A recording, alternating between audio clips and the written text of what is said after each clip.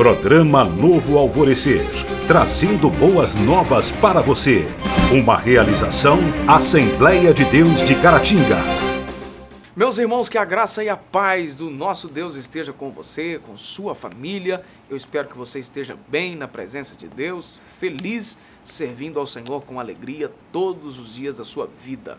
Programa Novo Alvorecer chegando mais uma vez para te abençoar no nome do Senhor Jesus. Uma realização da Igreja Assembleia de Deus, Templo Central, em Caratinga, Minas Gerais. Eu quero recomendar que você acesse aí os nossos sites na internet www.adcaratinga.com ou www.projetosemeadores.org.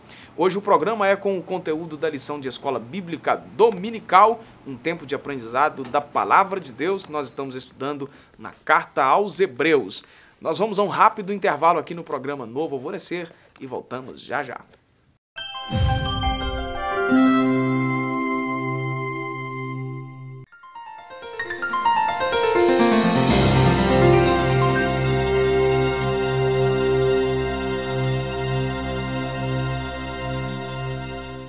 De volta com o programa Novo Alvorecer, comigo aqui no estúdio o pastor Adriano e também o Joás. Bem-vindo mais uma vez, senhores. O tema da nossa lição é que nós estaremos fazendo um contraste aqui sobre a adoração da antiga e da nova aliança, lição que nós estaremos estudando nesse próximo domingo, dia 4 de março de 2018. O texto áureo da nossa lição é Hebreus capítulo 9, versículo 22, que diz que quase todas as coisas, segundo a lei, se purificam com sangue. Sem derramamento de sangue não há remissão de pecados. A verdade prática que, como a gente sempre diz aqui, o resumo da lição em apenas uma frase, diz que a eficácia da adoração neste período da nova aliança está no fato de ela estar fundamentada no sangue de Cristo. A leitura bíblica que nós estaremos trabalhando aí, fracionando o capítulo 9, que foi separado aqui para colocar na lição propriamente dito, mas eu vou recomendar a você fazer a leitura aí do capítulo 9 da carta aos Hebreus. E quase que eu falei que era a carta de Paulo aos Hebreus, mas não deu para cometer essa gafe aí não, tá? Né, Joás? A introdução da nossa lição, para a gente ganhar tempo aí, ao falar do tabernáculo como o local de culto na antiga aliança, o autor da carta aos Hebreus detalha alguns dos principais utensílios, né? Aí o autor da lição vai colocar aqui mais à frente no conteúdo aí, que demonstra aí um profundo conhecimento sobre o culto da antiga aliança, o que não era incomum, não é? Que era bem comum do judeu, né? Ter um amplo conhecimento aí a respeito das coisas do Antigo Testamento e vinculação das leis propriamente ditas, né?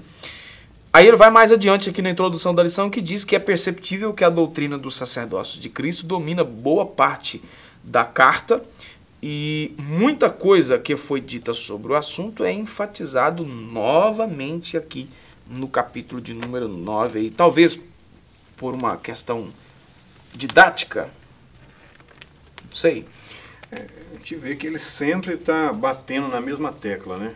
Eu acho que a intenção dele era realmente inculcar isso, né? Incutir na mente dos seus leitores. Certo. Ele vem desde o capítulo 5 com esse tema aí do sacerdócio, né, de Cristo.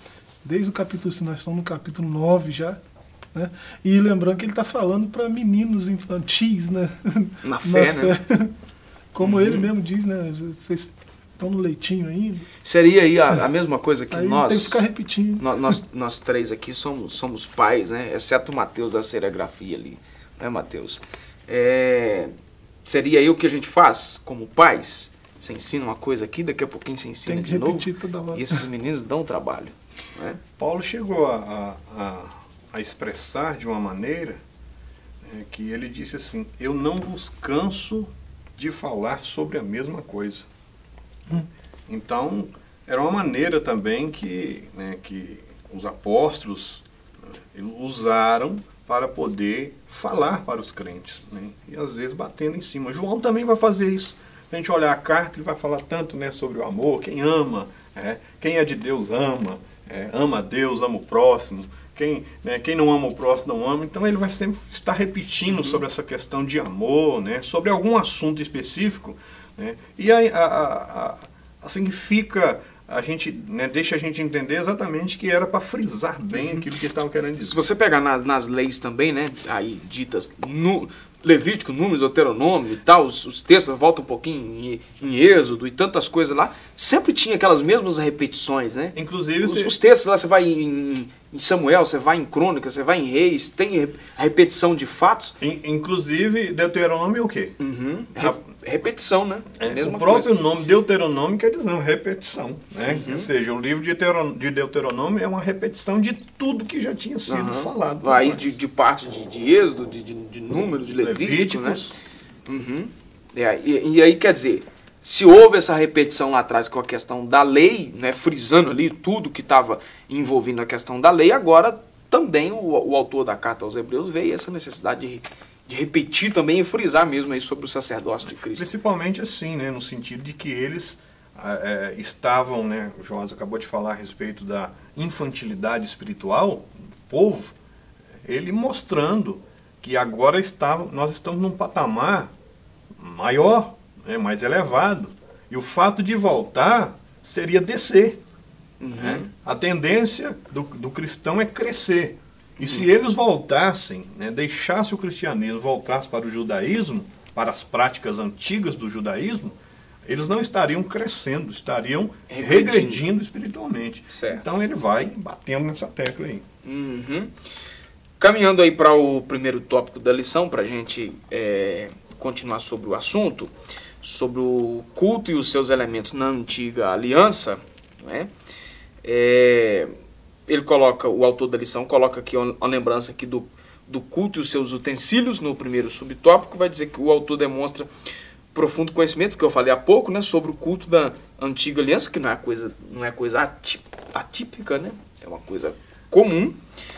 Na direção que ele faz do primeiro compartimento, ou seja, o santo lugar, aí ele vai lembrar que estava o candelabro, a mesa de pães, a propiciação, e já no segundo compartimento, que era o Santo dos Santos, que era separado do primeiro por uma cortina. O autor cita ainda a Arca da Aliança e o utensílio. Incensário de ouro que ficava lá também. Né? Ou seja, da Arca da Aliança e do incensário de ouro, melhor dizendo. Aqui ele faz a observação aí de cada utensílio, a importância de cada um deles, né? Ou seja, ele vai mostrar aí aqui grande conhecimento. O segundo subtópico que ele vai fazer uma aplicação, né, da simbologia. Certo. Mas nesse subtópico a respeito da questão dos utensílios, a primeira parte aqui, ó, o autor colocou assim, eu achei bacana isso aqui. O autor da carta, ele demonstra profundo conhecimento do culto da antiga aliança. Ou seja, ele agora estava na nova. Mas ele sabia do antigo. Mas ele entendia tudo, né, Joás? Em termos de conhecimento, né? Você até, né, fez a brincadeira no início aí, né? Referindo a carta como se fosse de Paulo, nós não sabemos, né?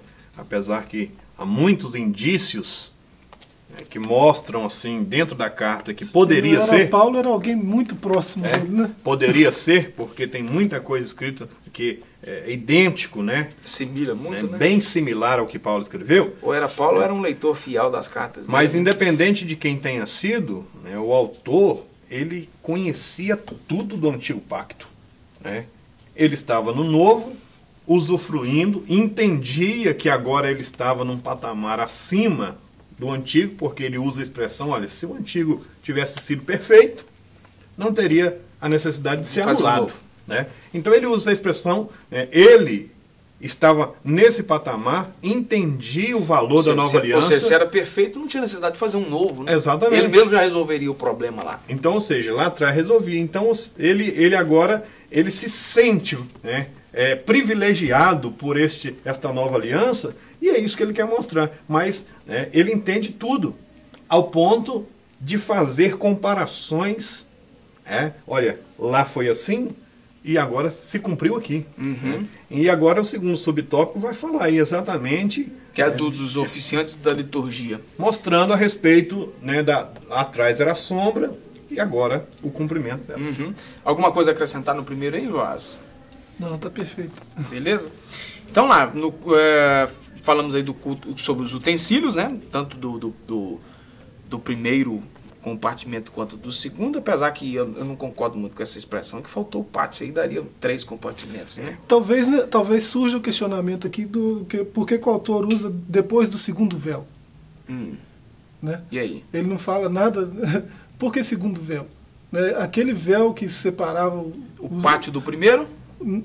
Tinha um véu, o primeiro véu lá no tabernáculo, na entrada do tabernáculo. Na portaria de entrada. Aí tem esse segundo véu que é o que separa o santo dos santos, né? O lugar santíssimo do lugar santo. Né? Por isso que ele já fala segundo, porque ele está falando com gente que entendia essas coisas também. Né? Sobre o culto e os seus oficiantes e também a liturgia, o autor vai colocar aí a simbologia aí do candelabro representa o testemunho do povo a Deus, a mesa de pães da propiciação, a comunhão com Deus, o altar de incenso, a oração e a arca da aliança, a presença de Deus. A intenção é contrastar com o tabernáculo celeste do qual Cristo oficiava como sumo sacerdote. E aí? Deixar o Joás falando. Né? Vai lá, Joás. A gente falava de repetição aqui no começo, né? Porque de tanta repetição e tal.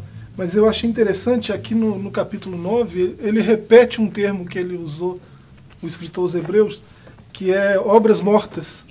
Ele usou esse termo aqui antes, né? E como ele está falando de culto aqui, né? De um culto superior, né? O ritual que era morto e agora é uma coisa mais espiritual, mais viva, né, que tem vida. Né? O próprio Senhor, quando ele pregava, ele dizia que ele tinha vida para oferecer, né? Vida em abundância. Né? Quem viesse a ele teria vida. Né? Então, o perigo desse povo que estava querendo voltar para aqueles rituais lá é que aqueles rituais agora não fazem mais sentido. Então, é obras mortas, é ritual morto. Né? Não funciona mais, não serve mais. Porque Cristo já cumpriu plenamente tudo aquilo que apontava para ele. Né? Agora o culto é um culto vivo. Vivo, o que Paulo vai falar. É um culto cheio de vida. Né? Então aí ele usa de novo aqui no verso 14, né? Essas obras mortas aí de novo. Né? A vossa consciência das obras mortas para servirdes ao Deus vivo. Né? Ele faz esse contraste aí, certo? Tema da lição aí. O ofício sagrado prestado por eles era apenas uma sombra e não resolvia o problema da culpa. E aí? Também é algo que nós já estamos falando já também há várias lições que nos antecedem aí. Ou seja, todos aqueles rituais, todo aquele trabalho, todo aquele sangue, todos aqueles animais, tudo que era feito, sacerdote, roupa, tudo aquilo só apontava para algo que realmente iria resolver. Porque tudo aquilo, durante décadas, séculos, que foi feito, não resolveu nada. Então, foi isso que o autor colocou aqui. Tudo aquilo apontava para Cristo. Certo. Tá certo. Mais alguma coisa a acrescentar? Ok? Nós vamos dar uma pausa no programa de hoje e voltamos já já.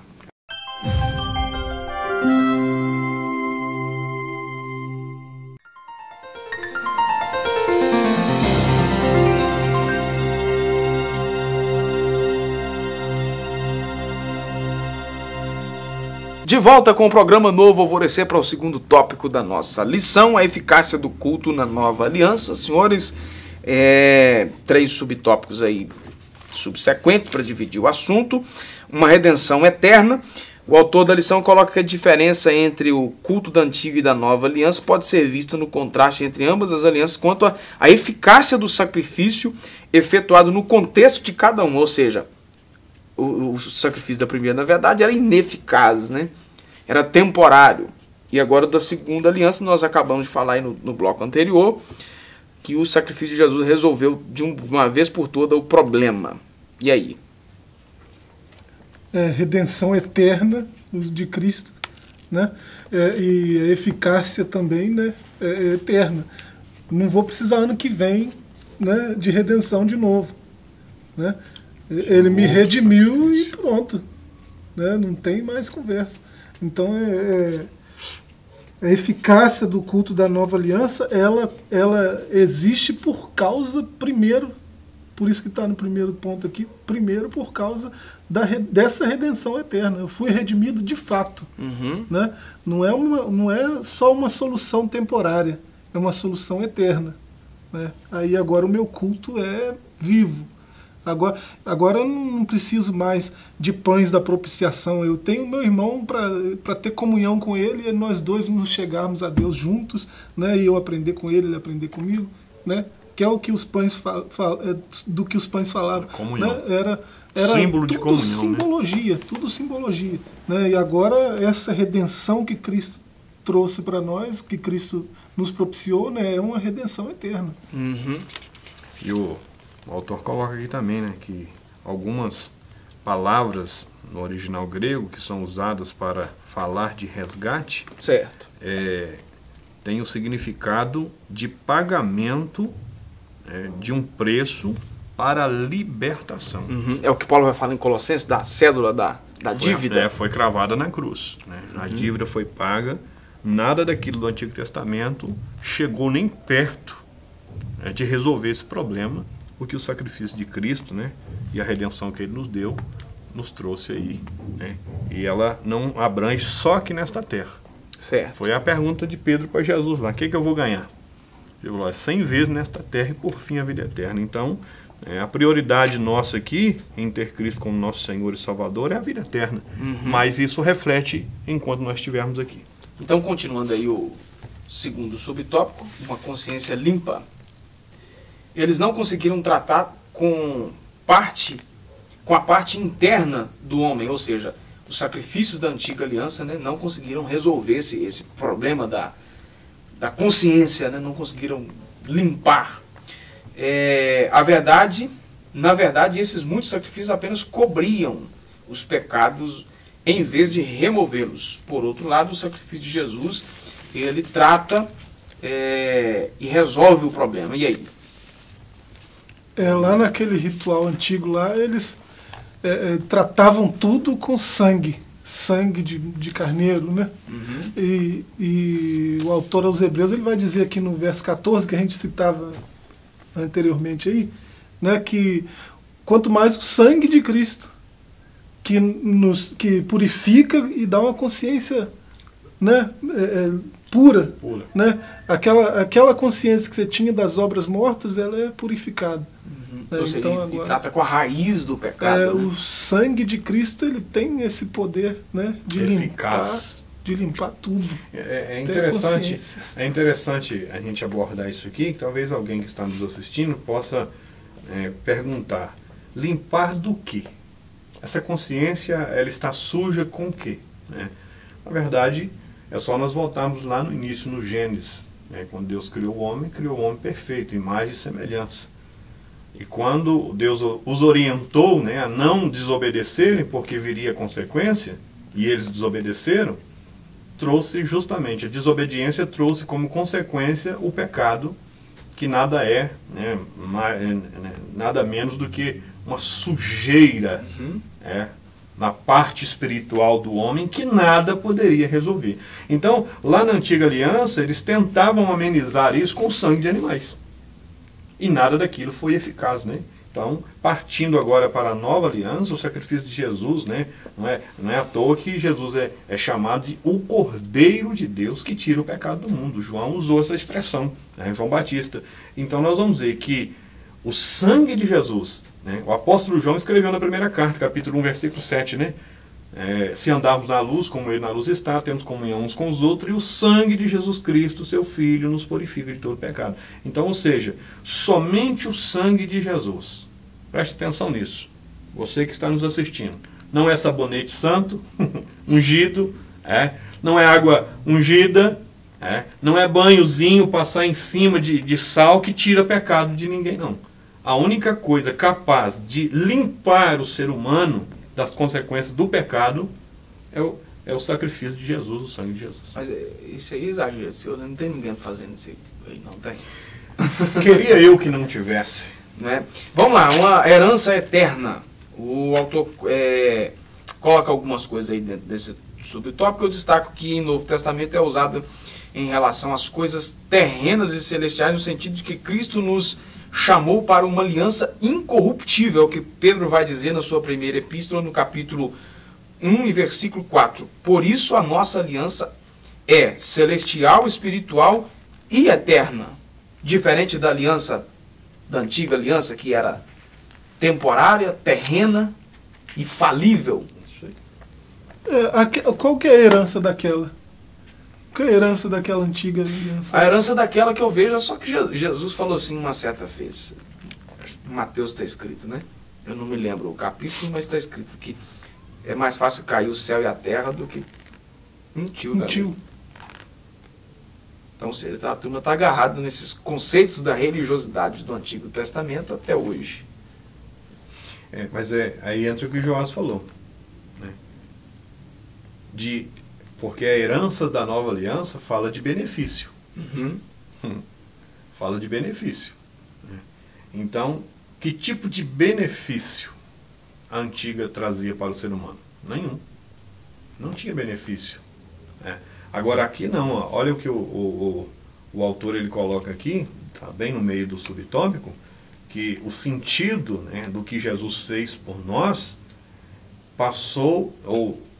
nos deu um direito adquirido. Nós adquirimos agora o direito de uma herança de verdade. É por isso que Paulo ele diz, né, somos herdeiros de Deus e co-herdeiros. E se você for procurar, né, o original da palavra, né, e dar uma pesquisada, aprofundar, você vai ver que tem a ver, sim, né, com questões de herança, né, de pai para filho. Cleronômia. Né, não é?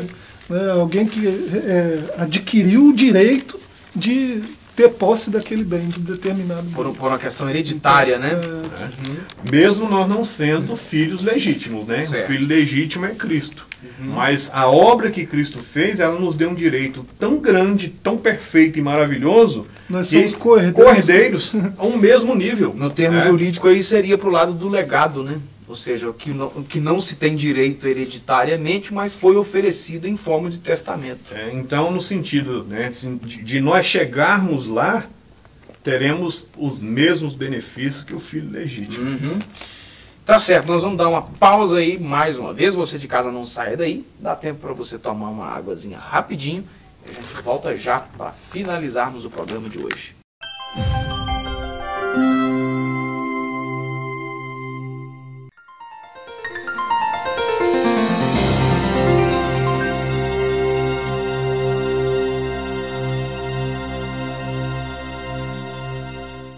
De volta com o programa Novo Alvorecer para o terceiro e último bloco do nosso programa e também o terceiro tópico da nossa lição, sobre a singularidade do culto da nova aliança. Senhores, é dividido aí em 3 subtópicos também.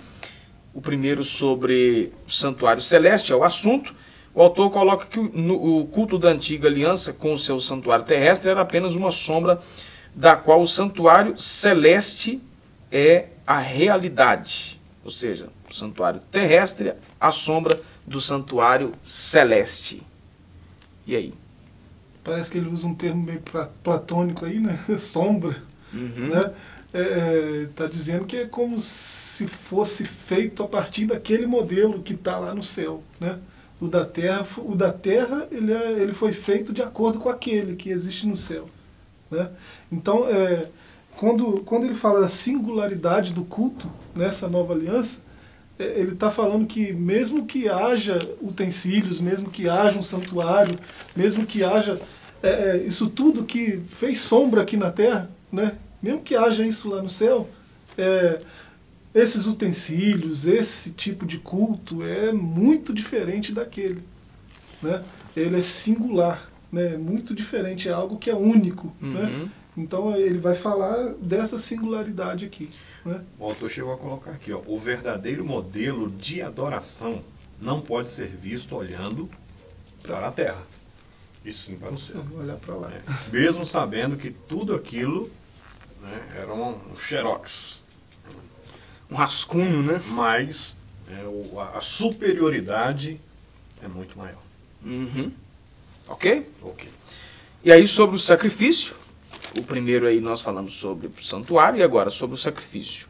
O autor coloca que o culto no antigo conceito era imperfeito porque os seus sacerdotes eram imperfeitos, da mesma forma que o eram os seus sacrifícios. O verdadeiro culto em tudo é superior.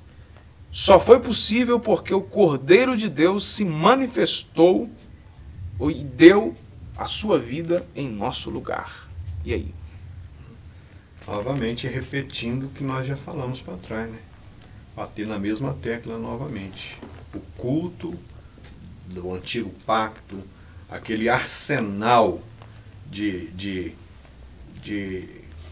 sacrifícios, né? De rituais. Todo ano, né? todo ano. Aquela coisa todinha, né? Era feito, foi determinado por Deus. Né? Primeiro nós entendemos pelo que nós estamos estudando, que apontava para um sacrifício perfeito. E era uma preparação também para o entendimento de uma coisa maior. Né, e segundo, que né, não podia resolver porque eram feitos por homens imperfeitos. Certo. Né? E o sangue também, por mais que o animal não tinha culpa, também era um sangue de um animal. Né? A coisa só foi realmente ser solucionada, se tornar um sacrifício superior, porque o sangue não saiu de ser humano, né, totalmente criado ou formado, né, em consequência de pecado. Né. Jesus foi 100% homem, mas ele foi gerado de uma maneira diferente do que nós somos. Né. Foi diferente. Então, ou seja, só se tornou um sacrifício superior e capaz de resolver quando foi feito pelo Cordeiro de Deus. Certo. O Cordeiro de Deus. Parece que João Batista, quando falava isso, parece que ele estava respondendo a pergunta de Isaac lá, né? Isaac, estou vendo fogo, estou vendo lenha. Cadê o Cordeiro? Onde está o Cordeiro? Né? E a resposta não era propriamente uma resposta. Deus proverá? Continua a incógnita. Onde está o Cordeiro? Cadê ele? Aí João Batista, quando bate o olho, aí. Eis o Cordeiro que tira o pecado do mundo. Né? Esse é o Cordeiro, esse é o sacrifício que não precisa ano que vem de novo. Né? Uma vez para sempre, que nós estamos falando de eternidade, né? É o tempo real, né? Eternidade. Olha, a gente falar sobre isso é muito chique, é muito maravilhoso. Né? Eu gostaria, não é fazendo julgamento, mas infelizmente existem muitas pessoas dentro da igreja que ainda não entendeu isso aqui. Nós estamos, né, somos participantes de algo que assim, é difícil você conseguir na linguagem humana explicar. Às vezes quando eu vou ensinar alguma coisa sobre isso na igreja, às vezes eu chego até a falar, irmãos, eu oro a Deus para Deus me dar capacidade para transmitir. Porque uma coisa às vezes é você entender também. E outra coisa é você conseguir expressar aquilo que você entendeu. Porque é algo fenomenal. Muita gente acaba estando como os da carta de Hebreus aí, né? Não é? Os destinatários aí, né? Sobre uma promessa gloriosa, né? Nós estamos falando aí da singularidade do culto, né? Nós falamos do sacrifício superior e falamos também do santuário celeste. E agora uma promessa gloriosa, que é o último subtópico da nossa lição, para nós finalizarmos aqui. O autor da lição destaca que o escritor aos Hebreus resume bem a mensagem do texto sobre a obra de Jesus, quando diz que o nosso Senhor, e aí o texto de Hebreus 9, 26, se manifestou para aniquilar o pecado pelo sacrifício de si mesmo. E agora, ele vai citar aí novamente aí o que está em Hebreus 9, 24, agora comparece por nós no céu. E ainda Hebreus 9, 28, mas um dia aparecerá para levar-nos ao seu lar. Eu estou me lembrando aqui, diante dessa última citação aí de Hebreus 9 e 28, mas um dia aparecerá para levar-nos ao seu lar. Eu não sei se os senhores acompanhou, foi vinculado aí muito, um pedacinho de um vídeo, de uma reportagem, né, da fala de um jornalista respeitado de uma grande rede de TV, onde ele falando lá a respeito da vinda de Jesus e falou que era uma utopia, uma maluquice qualquer, né? Foi essa expressão que ele usou. Foi essa. Ele falou que foi uma maluquice dos evangélicos. Né? E aí? Vai lá, Joás, fecha aí, né, dessa promessa gloriosa aqui. Essa promessa aí é o que nos traz esperança, né? Que ele que fez isso tudo por nós, né? Que nos redimiu pelo seu sangue, né? Que nos deu acesso ao Pai de novo, né? Nós que perdemos o contato com Deus, tivemos acesso de novo por causa do sacrifício dele. Ele não nos deixou órfão, enviou o seu Espírito e vai voltar para nos levar para onde ele está. Né? Foi ele que prometeu. Né? Eu vou, mas eu vou preparar lugar, porque eu volto para buscar vocês, para a gente ir para casa. Né? Essa é a nossa esperança. Não é historinha, não é a chama que maluquice. deve arder no nosso coração, né? Que nos faz manter, né, confiante no Senhor. Certo, ok? Eu até coloco aqui, pastor Adilson, para encerrar, né, ó, esses 3 tempos da salvação têm como base a sua obra consumada na cruz do Calvário. Né? Quais são esses 3 tempos? Primeira coisa que Jesus fez, né, ao morrer por nós, ele aniquilou o pecado, né, extirpou, extinguiu. Agora, ele compareceu ao céu, ou seja, ele está exercendo a função de sumo sacerdote, né, intercede por nós, está junto ao Pai. E aí vem a terceira parte da salvação, que é, né, a última e a gloriosa, que é nos levar no arrebatamento para morar com ele. Essa questão aí, para finalizar aqui, sobre a questão de aniquilar o pecado, é bom que fique claro aí que não é o extermínio do pecado no sentido de ele deixar de existir, mas é aniquilar o efeito do pecado na nossa vida, na vida, a partir do momento que a pessoa estiver nele, né? Em Cristo. Em Jesus. Em Cristo. É isso aí. Porque senão pode parecer aí. Ainda mais que esses vídeos nossos na internet aí, tem uma galerinha aí que gosta de. Né? De vez em quando teve um vídeo aí que alguém entrou lá para falar alguma coisa. É por isso que Paulo disse, né? Paulo disse lá em Romanos 8, portanto, agora, ou seja, em Cristo, nenhuma condenação há. Porque fora de Cristo o homem está totalmente condenado. Certo. Deus abençoe e não se esqueça disso, né? Vamos valorizar o que Jesus fez por nós. Isso aí, tá certo. É inegável que Jesus um dia nasceu, cresceu e morreu. Quem defende a história de que o personagem Jesus, até mesmo o personagem histórico, não existiu, essa ideia já caiu por terra há muito tempo. As revelações históricas, arqueológicas e testemunhais estão aí no texto bíblico, também ao longo da história, sendo revelados para nós esses fatos indiscutíveis.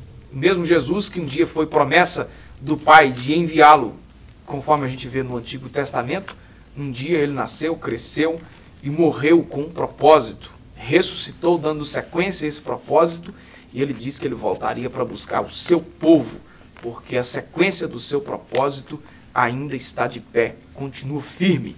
Ele está voltando para buscar a sua igreja e você precisa fazer parte desse povo, tá certo? Eu quero agradecer você por ter nos acompanhado, os senhores aqui, mais uma vez a nossa gratidão, obrigado mesmo, Deus abençoe vocês poderosamente. Você de casa, fique na graça e na paz e até o nosso próximo encontro. Programa Novo Alvorecer, trazendo boas novas para você. Uma realização Assembleia de Deus de Caratinga.